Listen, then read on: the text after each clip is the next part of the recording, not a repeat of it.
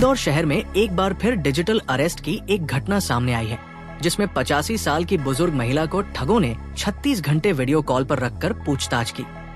इस दौरान उनसे 1 करोड़ 2 लाख रुपए वसूलने की कोशिश की गई। पुलिस के अनुसार बुजुर्ग महिला नंदनी को ठगों ने try, RBI, Mumbai police, CBI अफसर बनकर धमकाया। इसके बाद उन्हें जेट एयरवेज के मालिक नरेश गोयल केस में शामिल होने की बात कही। इसके बाद उन्हें मनी लॉन्ड्रिंग में लिप्त बताकर 267 एफआईआर की धमकी दी गई।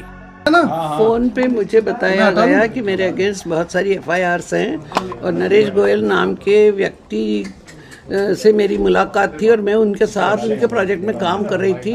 मेरा एक फेक अकाउंट उन्होंने बनाया था कैनरा बैंक में, उसके लिए वो पूछताछ कर रहे थे कि आपका अकाउंट है, ये प्रूवन है। मैंने कहा नहीं है मेरा अकाउंट, मेरा कोई अकाउंट नहीं है मुंबई में।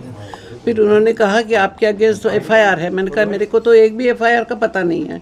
फिर उन्होंने कहा उस अकाउंट से बहुत करोड़ों का लेन देन हुआ है, तो आपको तुरंत पुलिस स्टेशन आना है, Kolhapur police station. Money laundering की बात, मनी लॉन्ड्रिंग, ह्यूमन ट्रैफिकिंग, पता नहीं और भी बहुत सारी बातें उन्होंने की उस प्रोजेक्ट। तो आप डर के मारे का बैंक चली गई थी, पैसा देने वाली थी आप? हाँ, दूसरे दिन में तो पैसा देने चली गई थी और इन लोगों को सबको मैंने मना कर दिया कि कोई बात नहीं करेगा। इवन मेरे बेटे ने मेरे को इतना बोला नहीं देना किसी को, तो भी उनको भी मैं नहीं बात करी थी। अच्छा, वीडियो कॉल पे कितने लोग आते थे आपके साथ? एक व्यक्ति सिर्फ। अधिकारी बन के आते थे? अधिकारी, हाँ, सारे अधिकारी, और वो भी पुलिस ऑफिसर करके कोई तो भी एक बुत बना खड़ा बैठा रहता था। क्यों नहीं आपने घर वालों को बताया था?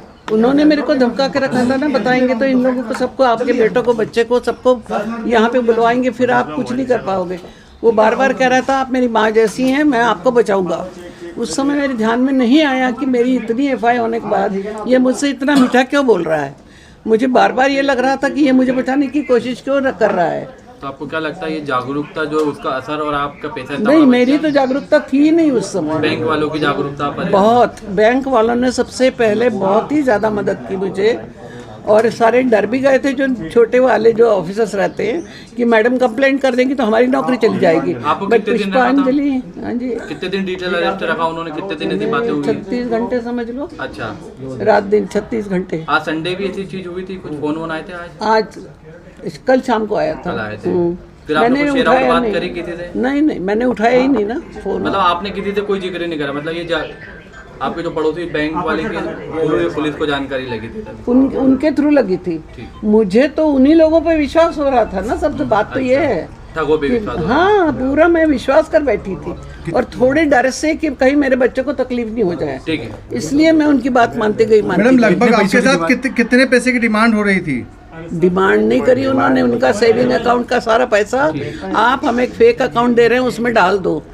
उसमें भी मैंने उनसे क्वेश्चन किया कि आप फेक क्यों बनाएंगे, तो वो कहने लगे नहीं ये तो सीबीआई का काम है। फिर सीबीआई सुनकर मैं भी चुप रह गई कि सीबीआई के पता नहीं क्या क्या तरीके होते हैं। आपका नाम? ऐसे कर नंदिनी चिपलूनकर। आपका नाम? ठीक, बता तो दिया।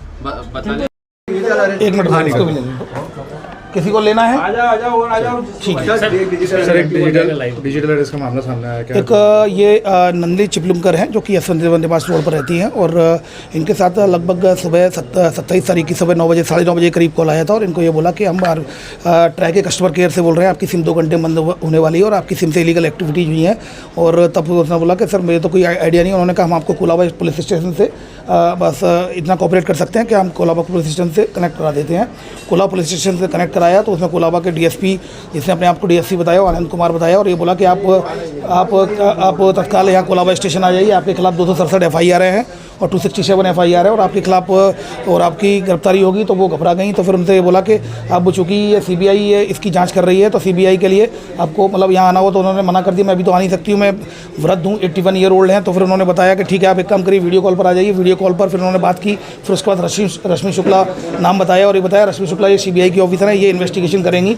और लगातार 27 की नाइट को और 28 की लगभग शाम तक इनको लगातार लगातार डिजिटली अरेस्ट रखा। फिर चूँकि 28 को जैसे ही बैंक से ये पैसा निकालने गई तो बैंक के जो मैडम थी उनका मेरे पास फ़ोन आ गया, तो उन्होंने फिर उनसे ये बोल दिया कि अभी सर्वर डाउन है, आप कल आना, तो उनको कल पर टाल दिया। फिर हमने तत्काल फ़ोन पर बात की, इनका लड़का भी अमेरिका रहता है, उनसे ही बात करने की कोशिश की गई।